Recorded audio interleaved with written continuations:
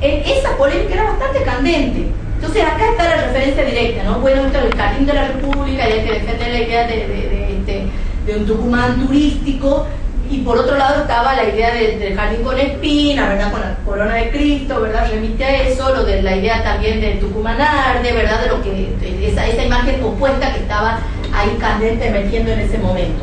Este es el otro aviso, que creo que yo que es más interesante, en donde aparecen todas las preguntas que quería plantear el Cine Liberación, pero lanzadas a la gente. Era justo lo que quería hacer Cine Liberación, digamos, ¿verdad? Proponer, ahí está, ¿ves? Cine para la liberación, testimonio estremecedor, alegato social, panfleto político, obra de arte, denuncia antioligárquica, cultura descolonizada, investigación sociológica, cine excluyente, cine comprometido, tercer cine, film maldito.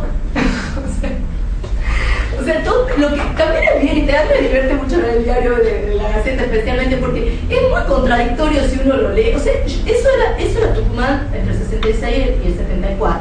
Pero eso lo marcó mucho, porque dentro de todo lo que ha sido la lista blanca, que no sé si acá le dicen, pero Tucumán le dicen así a los de Onganía, que no sea tan blando, ¿verdad? Por decirle ingenio y todo eso, pero la cosa que sobrevive hasta lo que va a ser el 75. O sea, en Tucumán había una lista de qué sería en Tucumán, una lista, por ejemplo, salió el filme El Desprecio con la Brigitte Bardot de Godard, ¿no? Entonces salía toda la crónica y salían entrevistaban a la gente a ver qué le había parecido, una vecina de barrio ponían, estudiante, era pura, la vecina decía que no había entendido nada, pero iban, ¿no? Pero salía la lista de la Comisión de Acción Católica de la calificación moral de los filmes. Salía todas las veces la calificación para los extremos. Y salía abajo desaconsejar El Desprecio. Y la Gaceta a la par le ponía la crónica con toda la gente que lo había ido a ver. O sea, era como muy, no había una línea así unívoca, ¿no? Entre otras cosas porque los periodistas de la Gaceta les gustaba eso, entonces ellos hacían eso, y si la Gaceta sin ellos no tenía nadie. De hecho, en un momento que ya en el 72, 73 se subleva un grupo guiado por García Hamilton, que falleció hace poco, que en ese momento funda el diario El Pueblo, que tiene una mala historia porque termina mal, la gente sin paga, etcétera, etcétera, dura muy poco, pero era el rebelde, digamos, de los García Hamilton, que se abre con un grupo. Y estaba otro periodista que para mí es fundamental, que se llama Pancho Galíndez, Francisco Galíndez, que era hemipléjico, que aparece en la película Rigor del Destino. Su papá era así, un psiquiatra muy conocido, un hombre muy inteligente, y él era para mí el que tenía toda esta información directa al Vallejo, porque él sacaba ya desde el 68, y esa es un poco la diferencia también que yo veía con el Cine de Liberación, la primera estrategia, cuando ellos dicen, bueno, no hay que hablar de lo que se está haciendo para no advertir al... Y acá en Tucumán es muy distinto. De entrada empezaban a contar que la película se estaba haciendo y lo iba preparando al lector, ¿no? Pancho Galíndez era un gran pedagogo, ¿no? Él, sus crónicas iba contando qué cine había que hacer, y cómo era el nuevo cine, cómo había que analizar la película, y tenía esa información de vanguardia. Pero si vemos también los libros que se leían y que se publicitaban, también había, por ejemplo, Norte Libros ponía revistas extranjeras, o sea, estaban muy en boga, ¿no? Y también había muchos cineclubs, además de los grupos estos de cine, que yo pensaba no tenían un lugar específico para los debates, los de Grupo Cine Liberación en Tucumán. Creo que ha sido, hasta donde yo puedo ver, que nadie me sabe dar una información muy concreta, no muy organizado, ¿no? Pero sí, por ejemplo, el músico de Vallejo, Gentilini, el Pato Gentilini, me dice que las sesiones, que en su casa han hecho sesiones con muy poca gente. Por supuesto que era clandestina, ¿verdad? Porque estamos en época de la dictadura. Pero, digamos, se hacían en casa de gente. También tenían Filosofía y Letra, un grupo, cine club que se llamaba Chaplin, que también pasaban, pero ellos hacían debate, pero debate que no lo dirigía una tendencia definida. Entonces veían películas y debatían, también derecho tenía, y la Facultad Santo Tomás de Aquino, porque el que lo dirigía, que era Gaspar Rico Fernández, ha sido justamente el director del Consejo Provincial de Difusión Cultural, que también me estoy olvidando de algo re importante, que es la institución que organiza la cultura en Tucumán desde el año 58, que cuenta con fondos propios, que eran sacados del casino, y tenía secretarías de teatro, del interior, de cine y fotografía, no me acuerdo, de danza, creo que eran como 5. no te olvides del cineclub de Jormán que está acá al lado. También. Yo estaba preguntando porque alguna vez charlando. Te contaba, ese no lo tengo registrado, te digo, no puede ir a la oficina al lado, y nos oímos las conversaciones. ¿Cómo se llama? Lo organizó con vos en el libro. Sí, que tenía acordate de otro cineclub. Y yo es muy posible, porque en realidad también tengo registrado acá, junto con la nota de Marcel Dumbre, en el 52 sale la noticia de que empieza a haber un cineclub en Tucumán. En el 52, o sea, la tradición es muy rica. Seguro que tiene. Entonces, lo que les estaba comentando, bueno, ya han visto entonces el aviso ese con el que se publicitaba la revista. Y bueno, en el junio de 73, Vallejo es nombrado asesor cultural, comienza a hacer un vínculo muy fuerte con Canal 7 en Buenos Aires, hacen todo un proyecto de mostrar las películas de Latinoamérica, de los nuevos cines latinoamericanos en Tucumán, porque él venía de Las Cosas Ciertas, ¿no? Creo que me olvidé de mencionarlo, es invitada a participar del festival, del quinto Festival de Cine en Viña del Mar. Entonces ahí empieza todo ese contacto con el cine más nuevo, con lo que estaba haciendo San Ginés en Bolivia, con Santiago Álvarez, y en ese festival se proyecta Now. Entonces ese circuito él quería llevarlo y estaba ya como asesor. Pero bueno, el 28 de noviembre le ponen una bomba ya al ingenio, al sindicato de los trabajadores del surco de Santa Lucía, del ingenio de Santa Lucía, que eran los que participan en la secuencia final del Viejos Reales. Y el 24 de diciembre ya la bomba del padre de Gerardo Vallejo, y bueno, le destruyen, los padres mismos por miedo destruyen las cintas de los testimonios, y Vallejo se tiene que ir. Entonces sale la misma noche, le dan creo que 2 o 3 días para que se vaya. Entonces ahí termina, digamos, lo que es el cine Liberación en Tucumán, esa etapa. Ahora, les decía que también él había hecho otra cosa un poco del símbolo del ícono, ¿no? Yo trabajaba un poco cómo se transforma en ícono la cara, la imagen de Viejos Reales. Y dice Vallejo, esta película quiero que sea la bandera de los trabajadores, dice el documento de identidad del pueblo. Y tiene de hecho la foto, que es como una foto de un DNI. Y me hacía acordar también a un relato de una coplera que era Jerónima Sequeira, que tiene una autobiografía, ella era también analfabeta, y dice que la autobiografía, que en realidad una de las cosas, ella es muy elitista, la Jerónima, y dice que es porque tenía el enrole, ¿no? Le había dado el documento de identidad. Me hace un poco acordar esa especie de necesidad que, lo que trabajo también con los testimonios, en realidad la emergencia de todos estos sectores que son, digamos, no escriben, ¿verdad? Están totalmente en los márgenes del sistema, no tienen ni lugar fijo de residencia, tienen que migrar. Entonces, es esa emergencia de esos sectores que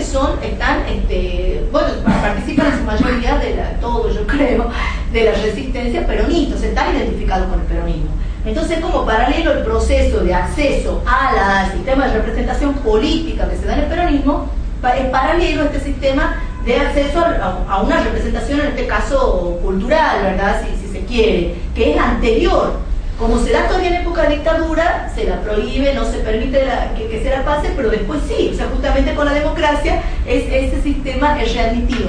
Pero creo yo también que está fuerte, ¿no? esa emergencia, que tampoco se la va a permitir, ¿verdad? Se van a destruir las cintas de los testimonios, etcétera, etcétera. Y bueno, lo de los testimonios, para los que no lo han leído, les comento brevemente, porque no sé cómo estamos de tiempo sobre ¿verdad? O no sé cuánto. Bueno, entonces les cuento un poco de los testimonios y así coordinamos. En el 72 él comienza con esta serie que estaba asociado a la Universidad Nacional de Tucumán y a la FOTIA, son los financistas. Y eran de 15 minutos, iban los días miércoles a la noche. Y primero tomaban muchos temas, comienza con un relato de la difunta Correa, que es una santa muy conocida en el norte, pero ahí se le hacían muchas ofrendas, pero a partir de ahí Vallejo va a tratar todo el tema de la desocupación, en fin, de los problemas sociales que estaban vinculados con esta emergencia, ¿verdad?, de estos santos, ¿no? Y después hace una serie que se llama Yo del dolor hago azúcar, que yo creo que tiene también mucho por atrás del neorrealismo italiano, ¿verdad? De Rizzo Amaro, hay mucho de esto, ¿verdad? Que él tenía siempre esa imagen, ¿no? Del azúcar como lo dulce y de la amargura que suponía el trabajo de producir ese azúcar. En esa serie son 3 capítulos que él los describe. Esto es lo más triste, porque en realidad es lo que se pierde, o sea, lo que nunca vamos a poder ver, ¿verdad? Y lo que hace es que en una crónica que sale en primera plana, él cuenta, va por el 5.º capítulo, como que tenía mucho éxito, entonces él empieza a relatar lo que se había hecho hasta ese momento. Y cuando escribe Un camino hacia el cine, que lo hace en el 84, para mí es una especie de testamento, que después sigue haciendo cosas y deja otra parte, ¿no? Pero de lo que había hecho antes, él, para ejemplificar técnicas cinematográficas, retoma ejemplos de los testimonios, con lo cual uno más o menos de oídas, digamos, de coletazo, puede pensar en qué consistían. Entonces cuenta que, por ejemplo, iban al campo y justo se había muerto un bebé, entonces ahí nomás improvisaban, armaban y la gente actuaba. Él lo cuenta así, que la gente se enganchaba y se venía todo de negro en cortejo y filmaban el velorio del angelito, ¿no? Que era, por ejemplo, uno de los temas. Después había un niñito que se llamaba Chicho, que era un niño de la calle, digamos, que participaba de las asambleas universitarias porque estaba medio adoptado por los estudiantes. Entonces cuenta él que el niño hablaba con léxico marxista. Entonces, con cosas así como medio folclóricas, digamos, pero también muy, como que dicen mucho, ¿no?, de lo que era el clima social. También en ese estaban dedicados a temas, a veces de la intelectualidad, de clases medias. Otro que también yo creo que debe haber contado la bomba Vallejo, porque él cruzaba mucho, bueno, noches populares también, ¿verdad? Muchas, del himno nacional con las imágenes en el Jockey Club, y a la vez pasaba las imágenes de los trabajadores en el surco, etcétera. Entonces contrastaba, trabajaba mucho de esa forma, y bueno, era fuerte, pasaban por la televisión, ¿verdad? Lo veía todo el mundo, y pensemos de nuevo con un solo canal. O sea que el efecto era muy fuerte, ¿verdad? Esto es lo que provocaba todas esas polémicas en el diario y todo, y la gente que decía que no se pase más, que se mostraba lo feo de Tucumán, etcétera. Entonces, bueno, más o menos cuando va a ser los testimonios de la FOTIA ya estaban solamente dedicados al mundo azucarero. Y lo que dice Vallejo es que el plan era hacer una historia que hubiera sido, uno dice, lo que se ha perdido, porque él quería hacer la historia del azúcar desde el punto de vista de los trabajadores, ese era el objetivo. Y la última serie, que es el retorno del 26, la última que creo que pueden hacer, que un poquito más se hacen, pero hace la del triunfo del peronismo, que esa la han pasado en Canal 7, que eso es lo que yo no sé, mi única esperanza de reconstruir algo es que esté esa sí, no sé, sería un milagro, ¿verdad? Pero esa serie dice que la gente se había pasado el dato y habían quedado en sacar la tele para que todo el mundo lo vea juntándose, como uno piensa ahora los celulares, ¿verdad? Habían hecho correr la voz de que la gente saque la televisión a la calle para que se vea, para que todos vean ese testimonio concretamente, que es el triunfo del peronismo.